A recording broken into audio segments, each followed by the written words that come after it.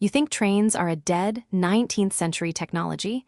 Tell that to Warren Buffett, who pulled off the largest acquisition of his entire career by buying a freight railroad and now prints over $7 billion in pure cash every single year.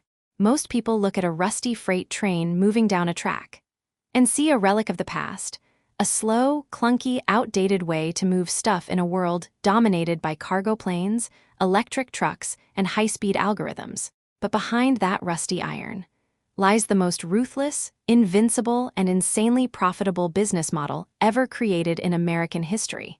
In fact, for every single dollar a top U.S. railroad brings in, they can keep up to 40 cents as pure operating profit.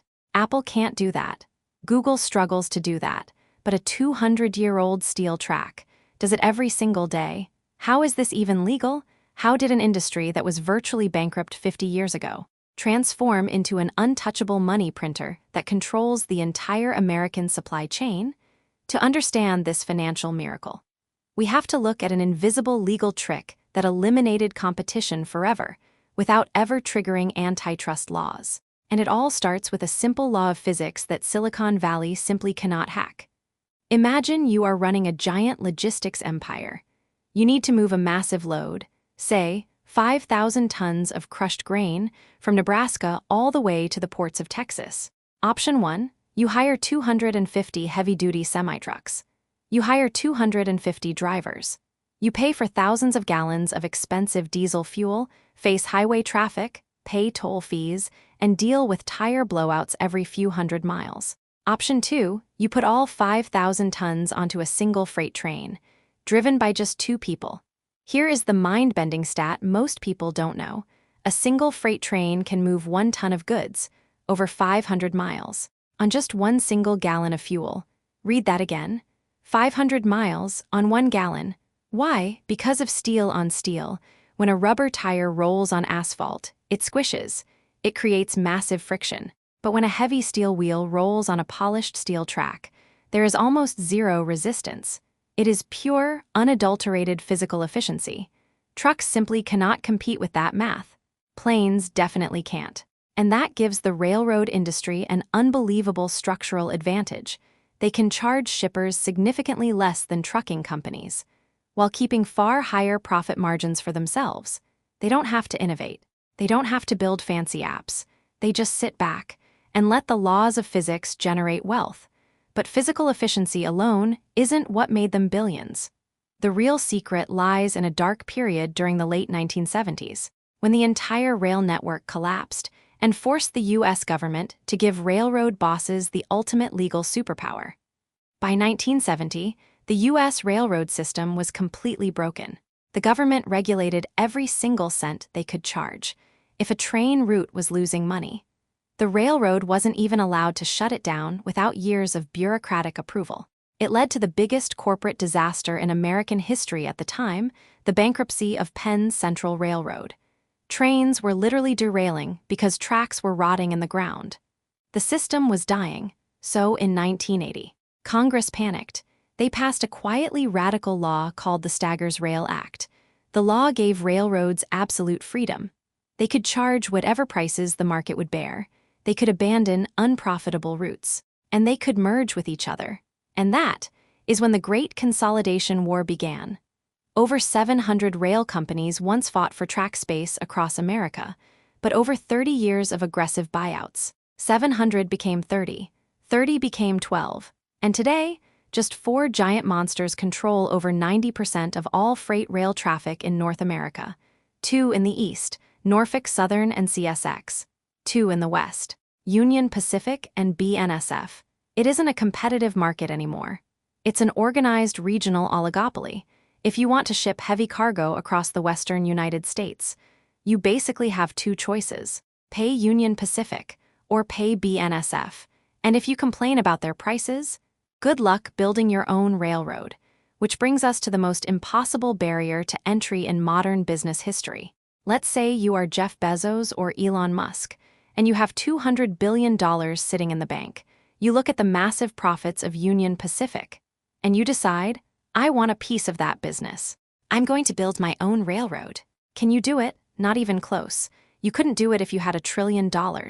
Why? Because of rights-of-way. To build a new rail line today, you would need to acquire a continuous, uninterrupted strip of private land, thousands of miles long, cutting through millions of private properties, dense cities, protected farmland, and mountains. You would face thousands of lawsuits, environmental reviews, regulatory blockades, and local opposition.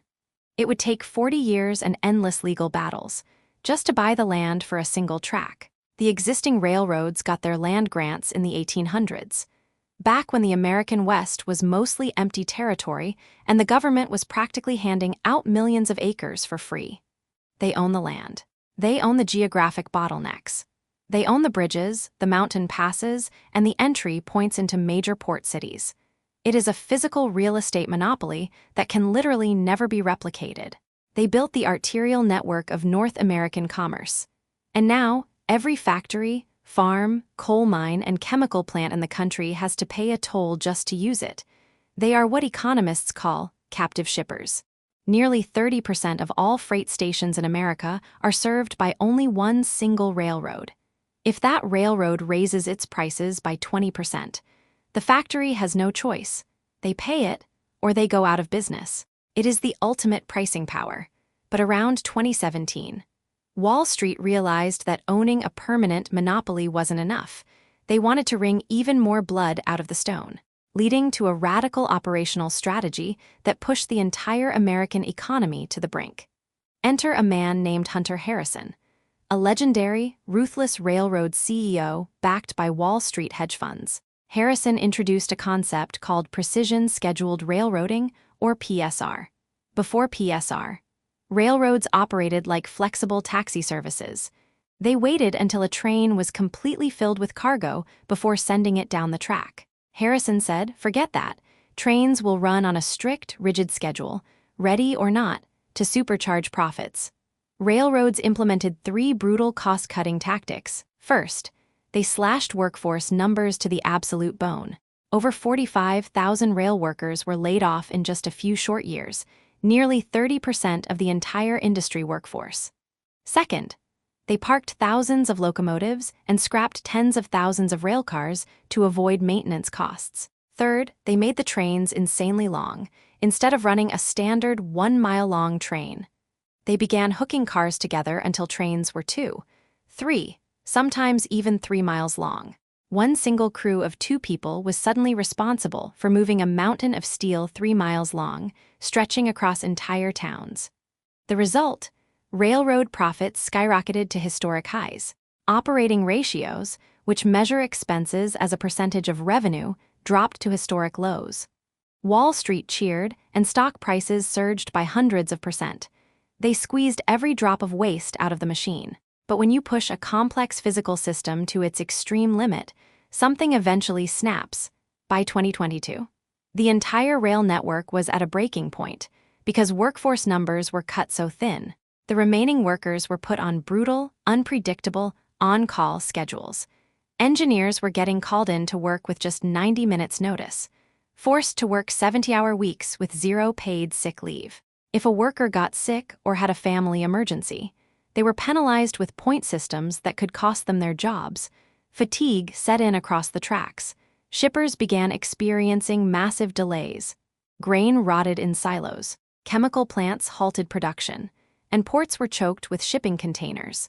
The machinery was running so hot that in late 2022, America came within days of a catastrophic national rail strike that would have frozen 30% of all national freight traffic, costing the U.S. economy an estimated $2 billion every single day. It took direct government intervention to block the strike and force a contract settlement, proving just how deeply reliant the superpower nation is on these few steel tracks. The industry had achieved the ultimate corporate dream. They had become too big to fail and too vital to replace. The unbreakable gold mine. So, why does the U.S. railroad industry make billions? Not because they build high-tech, futuristic products, not because they have friendly customer service, and certainly not because they take massive risks. They make billions because they own the physical geography of America. They hold an unbreakable grip on energy, food, and manufacturing transport. They operate with unmatched physical fuel efficiency. Protected by a legal and infrastructure moat that money cannot buy, electric trucks will come and go, supply chains will shift, tech hype cycles will rise and crash. But as long as America needs grain moved from the Midwest, coal moved to power plants,